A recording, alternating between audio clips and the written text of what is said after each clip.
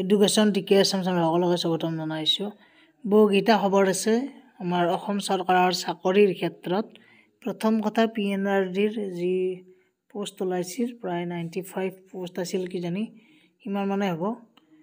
গতিকে তাৰে যিটো অনলাইন এপ্লিকেশ্যনৰ তাৰিখটো আৰম্ভ হৈছে আৰু মই ডেছক্ৰিপশ্যনত লিংকটো দি দিছোঁ বাৰু। ইয়াতে এই লিংকত গ'লে নিউ এপ্লিকেশ্যন ৰেজিষ্ট্ৰেশ্যন কৰিব লাগিব।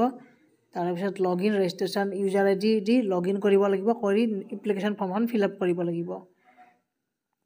গতিকে ইয়াত বিভিন্ন ষ্টেট লেভেলৰ পোষ্ট আছিল আৰু এপ্লাই যেতিয়া কৰিব লিংকত গৈ তেতিয়া গমেই পাব।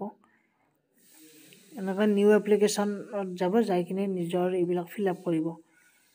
নেক্সট মই খবৰটো দিব বিচাৰিছোঁ সেইটো হ'ল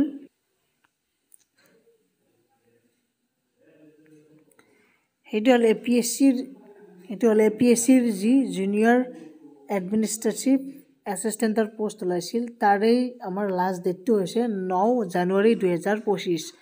গতিকে যিসকলে এতিয়ালৈকে এপ্লাই কৰা নাই তেওঁলোকে যাতে অনলাইন এপ্লিকেশ্যনখন ফিল আপ কৰি লয়, কাৰণ 9 তাৰিখ যোৱাৰ পিছত আপোনালোকে চান্স নাপাব।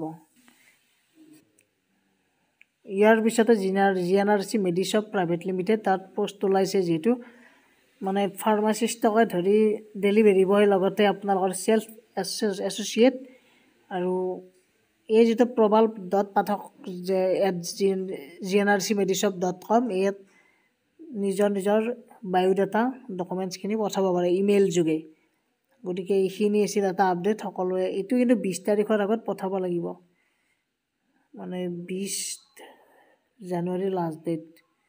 20 জানুৱাৰীৰ আগত পঠাব আপোনালোকে। গতিকে এইখিনি আছিল এটা আপডেট। সকলোৱে শ্বেয়াৰ কৰি দিব, লগতে ছাবস্ক্ৰাইব কৰি থব চেনেলটো। গতিকে 20 জানুৱাৰীৰ লাষ্ট ডেট আছিল, এইটো এটা দেখিছে। গতিকে আজিলৈ ইমানেই। ধন্যবাদ, থেংক ইউ।